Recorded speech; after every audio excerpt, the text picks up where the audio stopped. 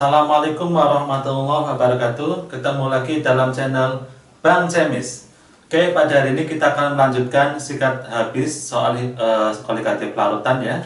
Oke, selanjutnya adalah soal nomor 41. Penurunan titik beku molal adalah penurunan titik beku yang disebabkan oleh 1 mol zat non elektrolit ya yang terlarut dalam A. 1 liter larutan, B. 1000 gram air, yang C 100 gram pelarut, dan D 1000 gram larutan, yang E 1000 gram pelarut ya. Jadi kata molal ya, molal yang rumusnya M sama dengan massa ya per ml dikali 1000 per P. Nah, di sini P-nya ya itu pelarut ya. Jadi apa? Untuk soal nomor 41 ya, jawaban yang pas adalah apa? Yang namanya penurunan titik beku molal adalah penurunan titik beku zat beku yang disebabkan oleh 1 mol zat non elektrolit yang terlarut dalam 1000 gram pelarut ya. Jadi jawabannya yang E ya. Kenapa bukan 1000 gram air? Karena apa? Yang namanya pelarut bukan hanya air ya. Jadi pelarut juga jenisnya banyak. Kemudian soal nomor 42, perhatikan beberapa larutan garam dengan konsentrasi konsentrasi sama berikut ya. Jadi konsentrasinya sama. Yang A kalsium karbonat, B barium klorida, C besi 3 klorida ya. Kemudian yang 4 aluminium sulfat, dan yang kelima adalah kalium nitrat. Larutan garam yang mempunyai titik beku paling rendah adalah A yang 1, B 2, C 3, D 4, dan E 5. Nah, di sini kita harus tahu dulu rumus nyawanya ya. Kalsium karbonat itu rumusnya CaCO3 ya. Jadi kalau jumlah ionnya ini ada 2 ya, ini 1, ini 1. Kemudian barium klorida rumus kimianya adalah BaCl2. Nah, ini ada 1 ion, nanti ada 2, berarti ada 3 ion.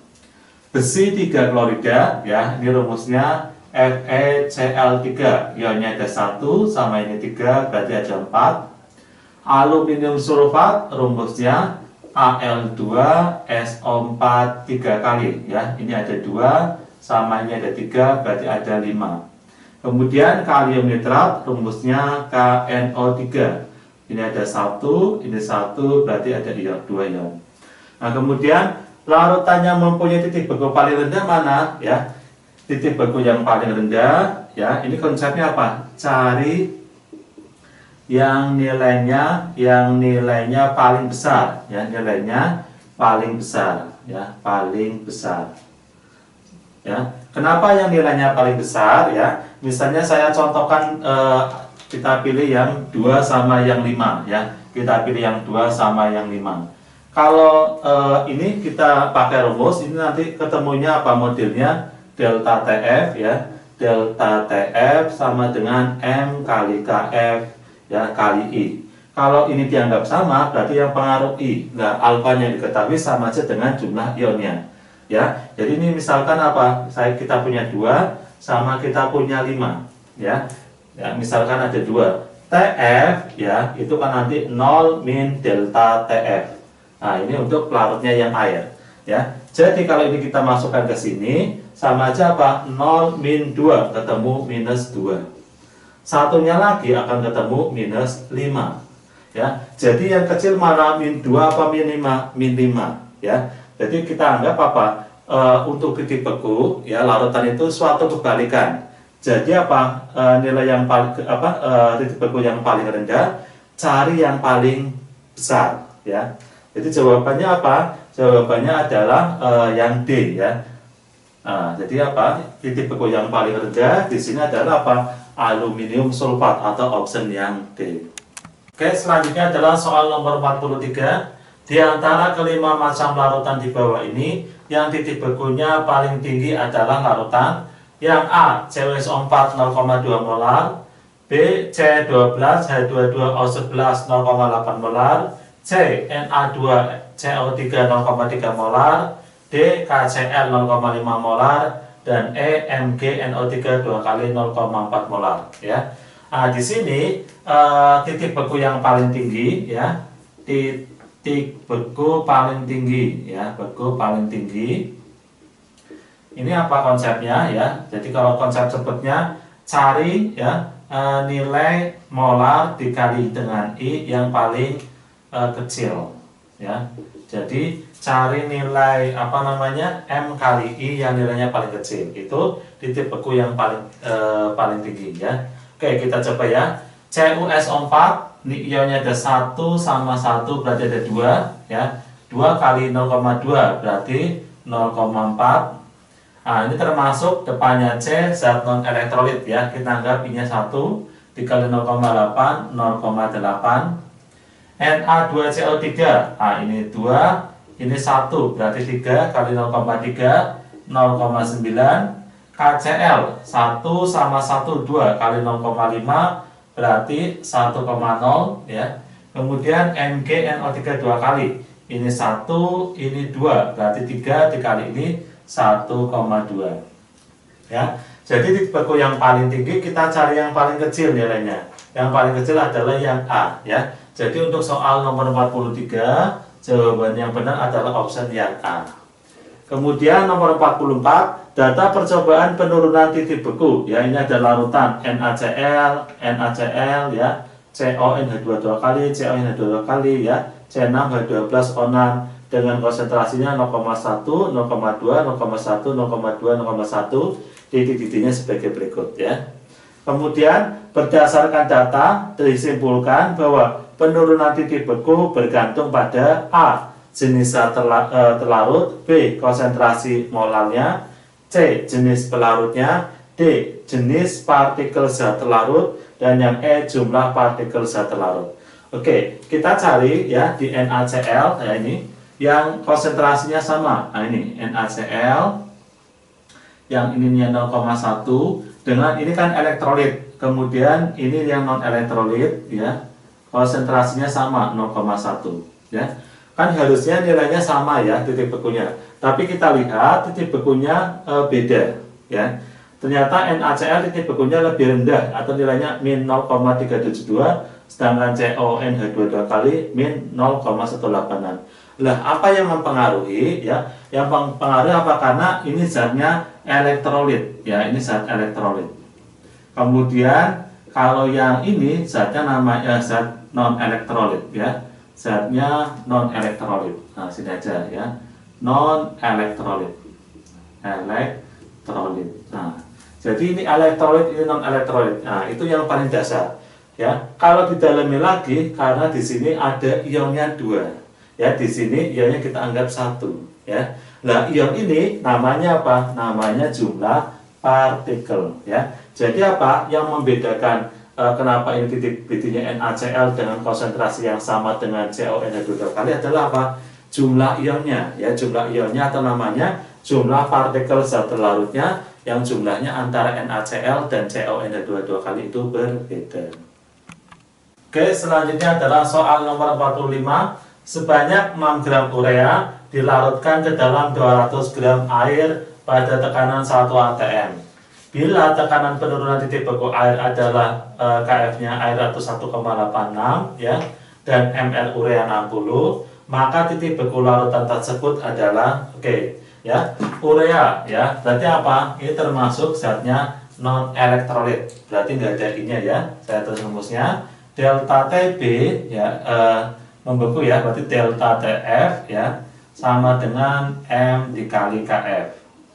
Kemudian kita jabarin M-nya ya, massa per MR ya dikali 1000 per P dikali KF. Kita masukin massanya di sini adalah 6 gram ya, dibagi MR-nya adalah 60 dikali 1000 per P 200 gram air per 200 dikali KF-nya 1,86 ya.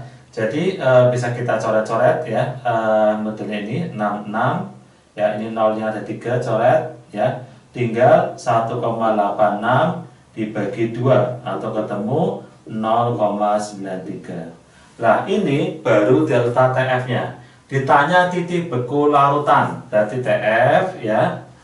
Karena pelarutnya air ya, berarti apa? Membekunya pada 0 ya. Itu modelnya 0 min 0,93. Jadi dapatkan apa? Min 0,93 derajat Celcius ya. Jadi kalau ininya pelarutnya bukan air ya, berarti ininya berapa? Tergantung pelarutnya. Jadi untuk soal nomor 45 ya, jawabannya adalah option yang C ya. Larutannya membeku pada suhu min 0,93 derajat Celcius. Kemudian soal nomor 46. Ke dalam 200 gram benzena dilarutkan sebanyak 12,8 gram zat X, MR-nya 128. Jika titik beku benzena murni adalah 5,46 ya, dan tetapan penurunan titik beku molar benzenanya KF-nya 5,1, berapa titik beku larutan tersebut ya. Di sini zat X ya dilarutkan dalam benzena termasuk non elektrolit, berarti apa zat yang dilarutkan adalah non elektrolit. Rumusnya delta TF sama dengan M dikali KF. Kemudian M-nya saya jabarin, massa ya per MR dikali 1000 per P dikali KF. Masanya berapa? Di sini masanya adalah 12,8 ya, 12,8 dibagi MR-nya 128 kali 1000 ya. Per P-nya berapa? 200 gram ya, 200 kali KF. Nah, di sini KF-nya adalah ini ya, kali 5,1 ya. Nah, kemudian kaliin ya. Jadi ini kalau kali semua akan ketemu jawabannya berapa? 2,55. Nah, ini baru delta TF-nya ya. Yang namanya titik beku larutan TF ya adalah apa? Titik beku dari pelarut. Nah, ya jadi misalkan TF 0 min delta TF ya. Kalau di air ini TF0-nya adalah 0 ya. Nah, di sini di benzena titik beku benzena murninya sekian. Nah, jadi modelnya apa? Modelnya 5,46 dikurangin nilai ini ya, delta TF-nya 2,55 atau nilainya sebesar 2,91 derajat Celcius ya. Jadi untuk soal nomor 46 ya, jawabannya apa? Jawabannya adalah option C ya. Titik beku larutannya sebesar 2,91 derajat Celcius. Soal selanjutnya adalah nomor 47. Diketahui konstanta penurunan titik beku air ya, KF2O adalah 1,86. Jika 0,050 mol diklorotetraamin platinum 4 klorida ya, rumusnya seperti ini ya. Terionisasi sempurna dalam 500 gram air, titik beku larutan tersebut adalah yang A min 0,186 derajat Celcius, yang B min 0,372 derajat Celcius, yang C min 0,558 derajat Celcius, yang D min 0,930 derajat Celcius, dan yang E min 0,488 derajat Celcius. Oke, ya, di sini ada senyawanya adalah suatu senyawa kompleks ya. Jadi satu kotak ini satu kesatuan dalam air ya, terurainya apa? Menjadi satu ion ya. Kemudian Cl2-nya ada 2. Jadi total ionnya adalah 3. Ya. Oke, dan ini termasuk larutan elektrolit. Jadi rumusnya nanti ada I-nya ya. Delta TB ya, delta TF ya karena membeku ya. Delta TF sama dengan M kali KF ya dikali I ya. Kemudian M-nya jabarin, karena di sini pakainya mol, M-nya kita jabari N dikali 1000 ya per P dikali KF dikali I. N-nya berapa? 0,05 ya dikali 1000 ya. P-nya di sini adalah berapa? 500 ya. Dikali KF-nya di sini adalah 1,86 dikali I. I-nya berarti ada 3 ya. Ini sebenarnya jumlah ion ya, tapi karena alfanya nggak diketahui ya, jumlah ion atau N-nya akan sama dengan nilai I-nya ya. Oke, kemudian kalau dikaliin ya akan ketemu berapa? Ketemu 0,558. Nah, ini baru delta TF ya. Jadi TF-nya ya, karena ini pelarutnya air ya, sama aja dengan 0 minus 0,558 ya, atau ketemu min 0,558 derajat Celcius. Jadi untuk soal nomor 47 jawabannya apa? Jawabannya adalah option yang C ya, min 0,558 derajat Celcius. Selanjutnya nomor 48, suatu larutan yang mengandung 3 gram zat non-elektrolit dalam 100 gram air, KF-nya 1,86, membeku pada suhu min 0,279 derajat Celcius.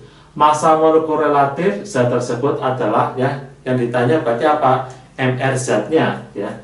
Ini non-elektrolit berarti delta TF ya sama dengan M dikali KF.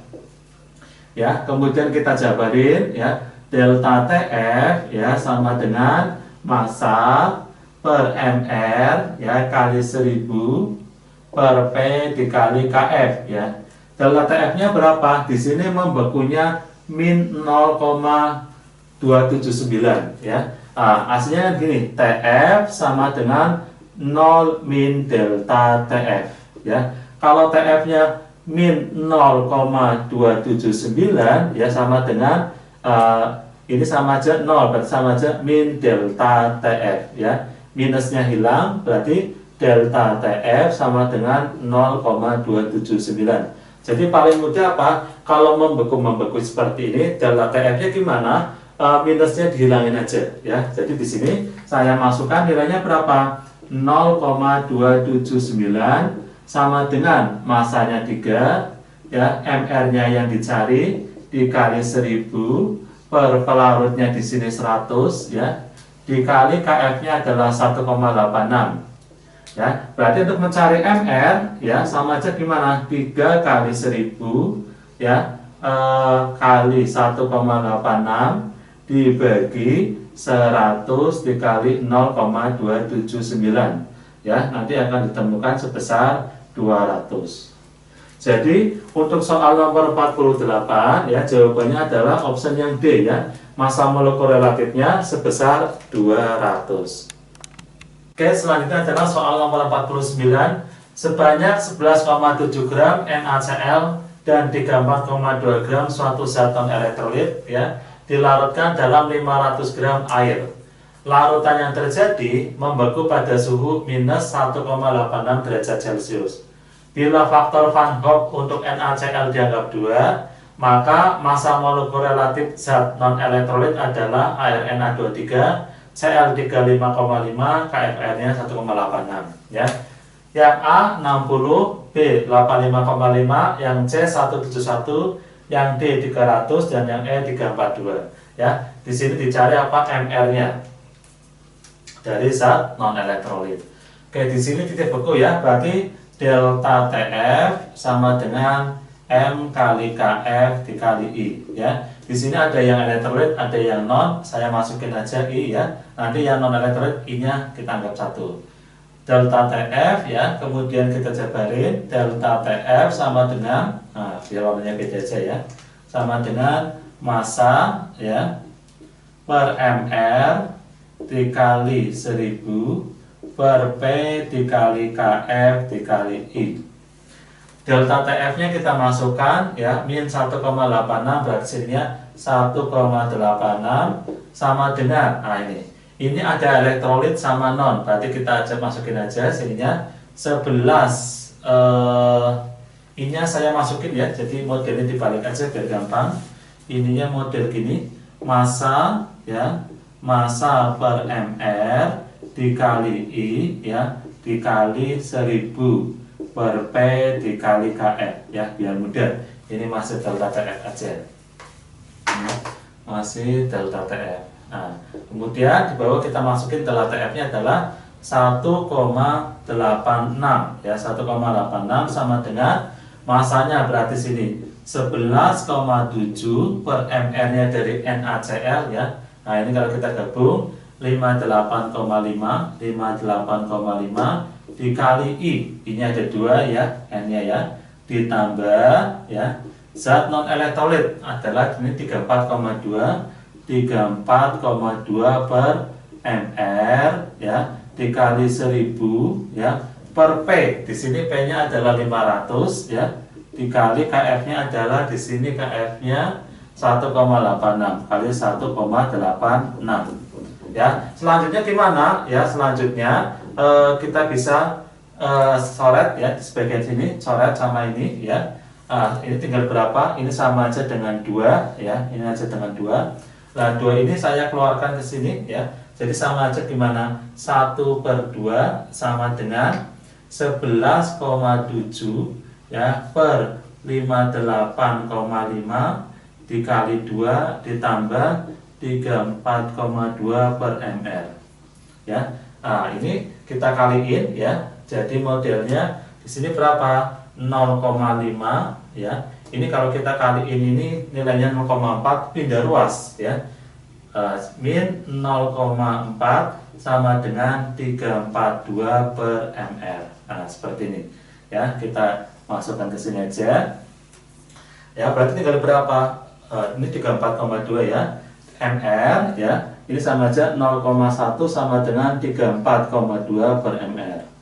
Jadi mr-nya gimana? mr-nya 34,2 per 0,1 sama dengan 342. Jadi untuk soal nomor 49 jawabannya adalah option yang E, 342 ml-nya ya. Kemudian nomor 50, suatu zat organik ya terdiri dari 40% C, 6,6% H dan sisanya oksigen. Larutan 15 gram senyawa itu dilarutkan dalam 25 gram air dan membeku pada suhu minus 6,2 derajat Celcius. Rumus molekul senyawa itu ya ditanya ml-nya ya. Yang A C3H6O2, yang B C5H10O5, yang C C3H6O3, yang D C6H12O6, dan yang E C4H10O2. Ya, ini termasuk zat non elektrolit. Mari kita tulis rumusnya delta TF ya. Delta TF sama dengan M dikali KF ya. Terus lagi delta TF sama dengan massa ya, massa per mr dikali 1000 per P dikali KF ya. Membekunya berapa? 6,2 ya. Sama dengan massanya di sini berapa? 15 gram ya. 15 per mr yang ditanya dikali 1000 ya. Per pelarutnya di sini adalah 25 dikali KF-nya 1, berapa di sini ya. Oke, kalau nggak ada biasanya kita pakainya 1,8 ya. Sini harusnya ada 1,8 ya. 86 ya, 1,86. Oke, kemudian apa? Kita operasikan ya. Operasikannya gimana? mr berarti sama aja gimana?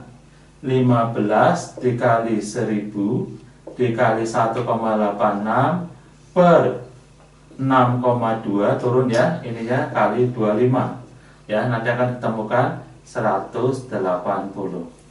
Nah, dari ini semua kita nyari yang mr-nya 180 ya.